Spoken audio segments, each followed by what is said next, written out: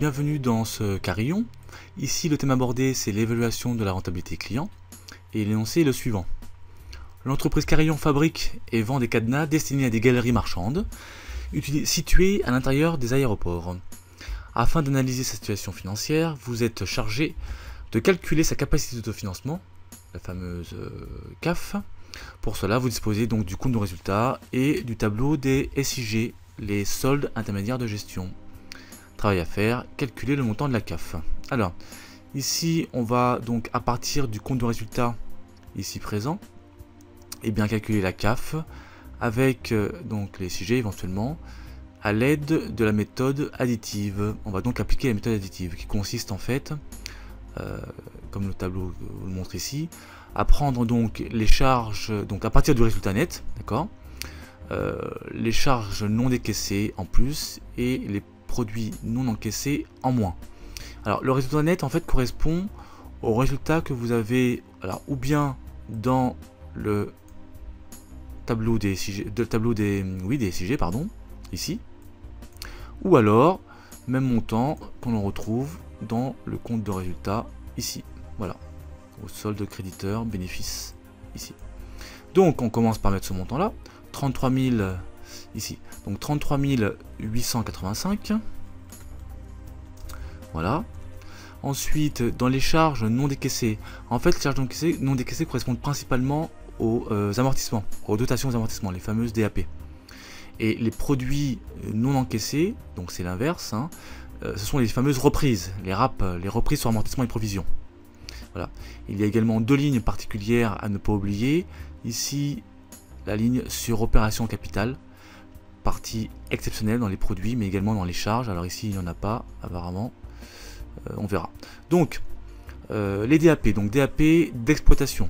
Donc DAP d'exploitation, je regarde dans mon compte d'exploitation, ici, et au niveau des charges d'exploitation, je regarde si j'ai des dotations aux amortissements et provisions.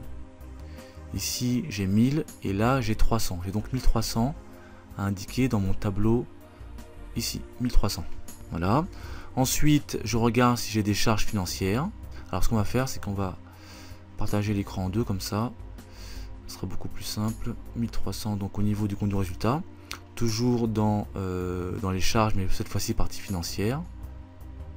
Voilà.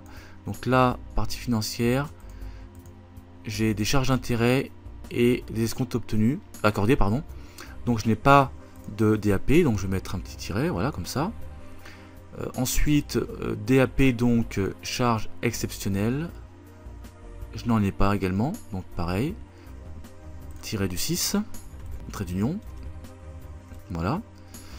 Ensuite, concernant les produits non encaissés, je regarde dans mon compte de résultat côté produits. Donc je remonte pour les produits d'exploitation ici. Et donc je regarde si j'ai des reprises, donc fameuse RAP. Je n'en ai pas, visiblement. Donc là, ça va être très rapide au niveau du calcul, je pense. Donc on va mettre un petit tiret. Ensuite, je n'ai pas non plus de RAP de produits financiers, parce que j'ai seulement un escompte obtenu. Ensuite, concernant la RAP, donc produit exceptionnel, je regarde, je descends, et je vois que je n'ai pas de RAP ici, de reprise. Donc on l'aurait vu directement ici, hein, le libellé suivant, reprise sur amortissement, etc. Donc là, il n'y en a pas. Donc tiret du 6, trait d'union. Et je regarde si j'ai des produits exceptionnels, et plus précisément la ligne sur opération capitale.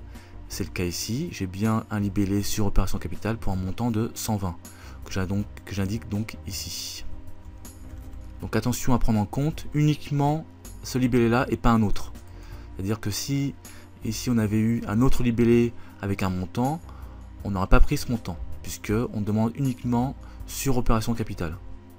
La CAF finalement va être égale à la différence entre mes charges, alors à partir du résultat net, plus les charges non encaissées, moins les charges non encaissées. Et si dans le cas présent, ça va nous donner 35 065. Donc 35 065. Donc la CAF est de ce montant-là, donc 35 065 €. Alors à quoi ça sert une CAF? Eh bien, elle permet éventuellement de financer d'éventuels renouvellements d'immobilisation. Donc pour renouveler donc son, comment dirais-je, ses machines, ses ordinateurs, son mobilier par exemple, hein. ou alors rémunérer les actionnaires qui ont participé financièrement donc comment dirais-je, à l'évolution de l'entreprise. Voilà, cette exo vidéo est maintenant terminée, je me dirige vers la partie énoncée et je vous dis à bientôt sur exo vidéo.